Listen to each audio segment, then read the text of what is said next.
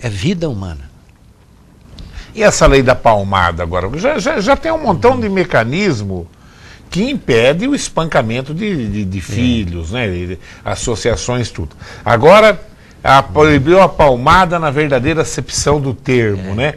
Pois é, então, eu não sei se você foi com você na sua casa, assim, mas na minha casa, o que eu levei de chinelada da minha mãe... A minha mãe me pegava também. Era Você mais estava a mãe. brigando e minha mãe era gordinha, de repente ela saía de trás da casa, ela catava, viu? Era mais a mãe. Eu do pai só apanhei uma vez, que merecia. Meu pai eu nunca Mas apanhei. ele nunca entrava em cena na mãe. Mas quando agora, a chinelada da agredir mãe, é outra coisa, né? Imagina, então isso faz parte da educação. Olha, eu acho que... O Estado não tem que interferir. Não tem que Agora, interferir. é claro, espancou filho, tem cadeia, põe na cadeia, põe na né? cadeia, claro. Põe na cadeia e... É claro, isso é claro. E eu me sinto bem à vontade para falar, viu, Caetano? Porque eu criei 6 filhos. Nunca dei um tapa num filho meu. Graças a Deus, nunca precisou. Mas se precisasse, eu teria dado.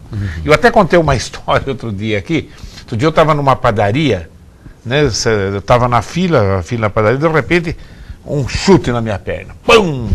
Eu não olhei, não vi nada. Daí a pouquinho, outro chute. Quando eu olhei, um molequinho assim, pequenininho, né? Aí eu olhei pro molequinho, a mãe dele falou, não falei pra você não fazer isso, né? Quer dizer, tinha que pegar pra orelha ali, caramba, né? Aí eu virei pra ele e falei, você não sabe com quem você está mexendo, né? Ele olhou assim pra mim e eu falei, eu sou o monstro da floresta. Né? Mas é claro, e na escola a gente vê isso, tem aquele molequinho que vem pra escola, na certeza não leva uns puxão de orelha em casa, morde o outro, arranca o cabelo, entendeu? E agride mesmo, com 1 ano, 2 anos de idade. E 99% não é assim, não é isso, né? Então tem coisa mais mais importante. Eu acho que o Estado está se metendo, muito mais importante para o Estado cuidar, do que ficar interferindo no relacionamento pai e filho. Você pensa assim também, eu então? Eu penso assim. A igreja pensa assim ou não?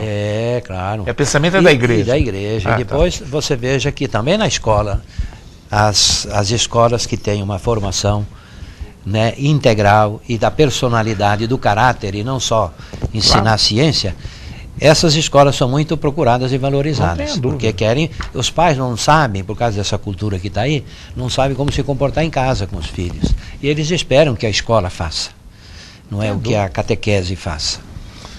Porque é importante, faz parte do processo. Eu já estou na hora, eu preciso começar a escrever as minhas histórias escolares, que minha cabeça vai passando.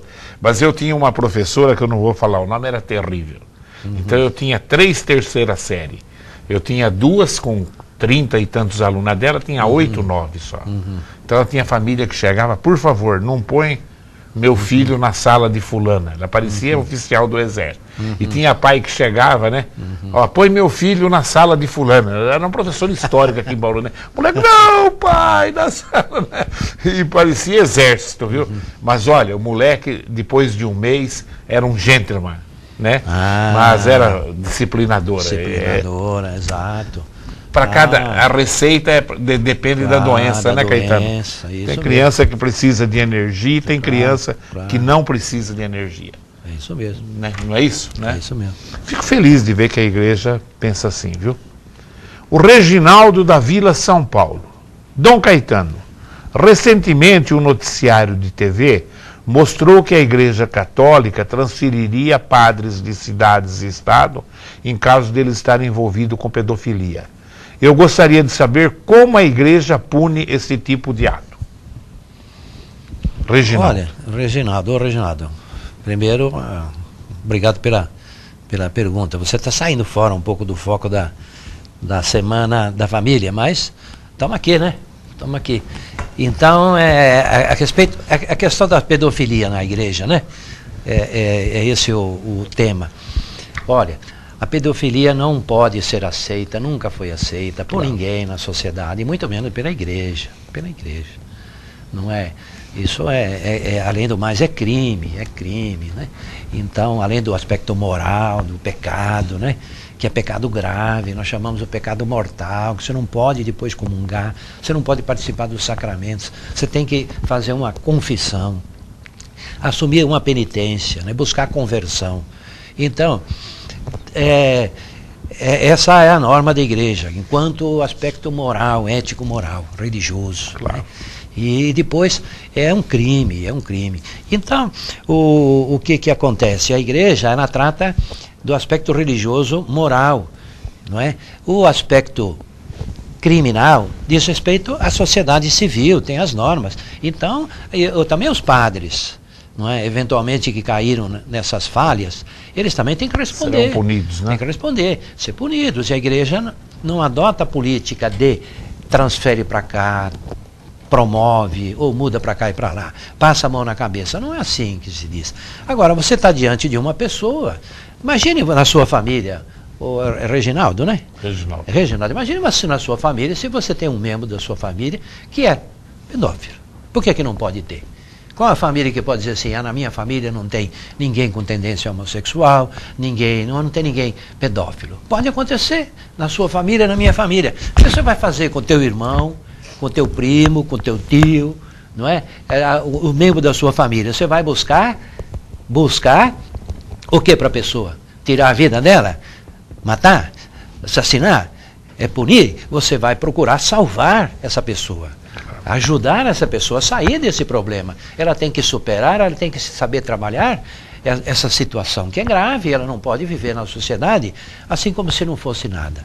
Então a igreja faz isso, oferece eventualmente nos casos de padre, oferece o tratamento, é psicológico, é médico, é psiquiátrico, não é? É casa de cura, de recuperação, ela oferece isso tudo. E dá chance, e do ponto de vista religioso, ao sacramento, não é? Da confissão, que é o perdão em nome de Deus, e a pessoa se arrepende e procura se converter. É assim que a igreja trata. Mas, espero ter respondido em todo caso. Está bem respondido, é uma postura da igreja católica, né? Caetano, qual a postura que a igreja está recomendando para essas eleições? Como que a igreja deve se comportar? Olha, que bom, pena que eu esqueci de trazer aqui, vou fornecer depois para você, votar bem. Os 10 mandamentos aprovados pela CNBB, nossa Conferência Nacional dos Bispos, né? Contendo ali os 10 mandamentos para orientar as pessoas a votar bem, não é? Então, é claro, a ficha limpa que está aí, não é? Essa lei foi com a participação, a atuação forte da igreja, levantando a coleta de assinatura para ser aprovada no Congresso, não é? Então, a ficha limpa da pessoa. Você então buscar informações a respeito da vida desse político, não é? A sua vida como um todo, não só na política, mas também, não é? Os outros aspectos importantes na sua vida profissional. Você tem que saber em que você vai votar. Se é um cara confiável ou não é confiável, não é? Porque afinal de contas ele vai representar você. Então você tem que ver os valores aí morais, os valores éticos. E para nós acrescentamos também como cristão, como católico. Se ele é um cara que diz assim, eu sou a favor do aborto, nós católicos já dizemos, por favor, você não dê prioridade para votar num outro, não nesse daí, que já é a favor do aborto.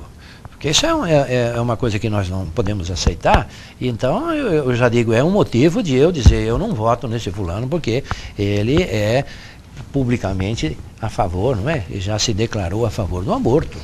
Então eu não voto e não recomendo nenhum católico que vote.